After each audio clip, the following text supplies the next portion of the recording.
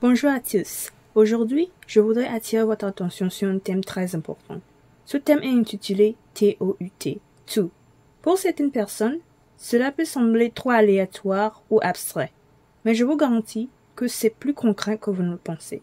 Peut-être voudriez-vous connaître le contexte autour de ce mot particulier pour pouvoir vous faire une idée de son importance. Si oui, ouvrez grandement vos oreilles et prêtez attention au reste de cette vidéo. Mais avant d'approfondir ce thème, j'aimerais vous poser quelques questions. Avez-vous déjà vécu une situation dans laquelle vous vous êtes dit qu'il n'y avait ni issue, ou dans une situation dans laquelle vous vous êtes dit qu'il n'y avait pas de solution? Si oui, vous êtes probablement comme la majorité d'entre nous. Ce que je veux dire par là, c'est que bien souvent, lorsque nous rencontrons des difficultés, nous avons tendance à oublier, ignorer ou douter de la nature puissante de notre Seigneur Jésus-Christ et de ses capacités à exercer son pouvoir dans nos vies. Néanmoins, il est seulement vrai de dire que dans tout ce que nous traversons ou rencontrons, le Seigneur Jésus est capable d'opérer un changement. Oui, vous avez bien entendu, tout. Quoi qu'il en soit, la parole de Dieu nous dit et nous montre que tout est possible au Seigneur, et cela parce qu'il est l'origine de toutes choses. D'où notre thème, tout. Dans l'épître aux Colossiens chapitre 1 versets 16 à 19, il est écrit « Car en lui ont été créées toutes les choses, qui sont dans les cieux et sur la terre, les visibles et les invisibles, trône, dignité, domination, autorité. Tout a été créé par lui et pour lui. Il est avant toutes choses et toutes choses subsistent en lui.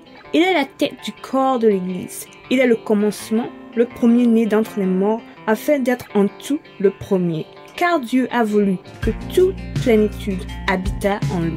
Amen. » Si nous prenons par exemple le verset 16, nous pouvons comprendre qu'il s'agit du Seigneur Jésus. Ici, il est dit que toute chose se trouve en Christ. En effet, notre Seigneur Jésus-Christ est la source de toutes choses, car c'est de lui, par lui et pour lui que toutes choses sont.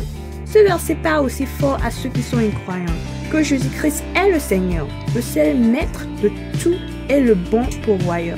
Cela signifie que le seul chemin vers toute bonne chose est Jésus-Christ, et que vous ne deviez rien chercher par aucun autre moyen. Au verset 17, il nous est attesté qu'avant toute chose, Jésus était là. Cela signifie qu'avant que votre situation ou votre problème ne survienne, il y avait Jésus. Et donc, toute solution réussie ne peut venir que par lui seul, parce qu'il est la voie qui mène à la prospérité et à la subsistance. Suivant cette association, le 18e verset dit qu'il est la tête du corps de l'Église. Il est le commencement, le premier-né d'entre les morts, afin d'être en tout le premier. Démontrant encore une fois que le Seigneur Jésus est la source de tout, car il détient le rôle de leadership. Une autre chose très importante que la Bible pointe ici, c'est qu'il a vaincu la mort et qu'il est suprême. Ce qui signifie que lorsque vous décidez de lui donner votre vie en tant que votre Seigneur et Sauveur personnel, tout pouvoir de mort est brisé sur vous, parce que son pouvoir est plus grand que tout ce qui entraîne tout type de mort dans la vie d'une personne. Finalement, le 19e verset déclare que Dieu a voulu que toute plénitude habitât en lui. Et ceci est vrai, parce que le Seigneur Jésus-Christ lui-même a dit qu'il est venu pour que les gens aient la vie en abondance. Par sa suprématie, il fait tout en plénitude.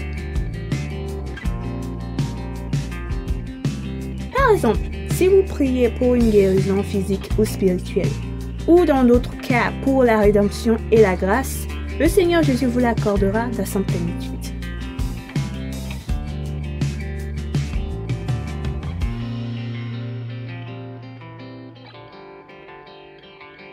Maintenant, après ces informations supplémentaires, qu'est-ce qui vous vient à l'esprit lorsque je dis le mot « tout » ? J'espère que vous êtes en mesure de reconnaître que le Seigneur Jésus-Christ est l'origine de toutes choses et qu'il peut donc tout faire. À partir de maintenant, dans vos difficultés et vos ennuis, rappelez-vous que le Seigneur Jésus est capable de tout. Étendez vos mains vers lui pour qu'il manifeste sa plénitude dans votre vie, afin de vous apporter ce changement positif que vous désirez tant.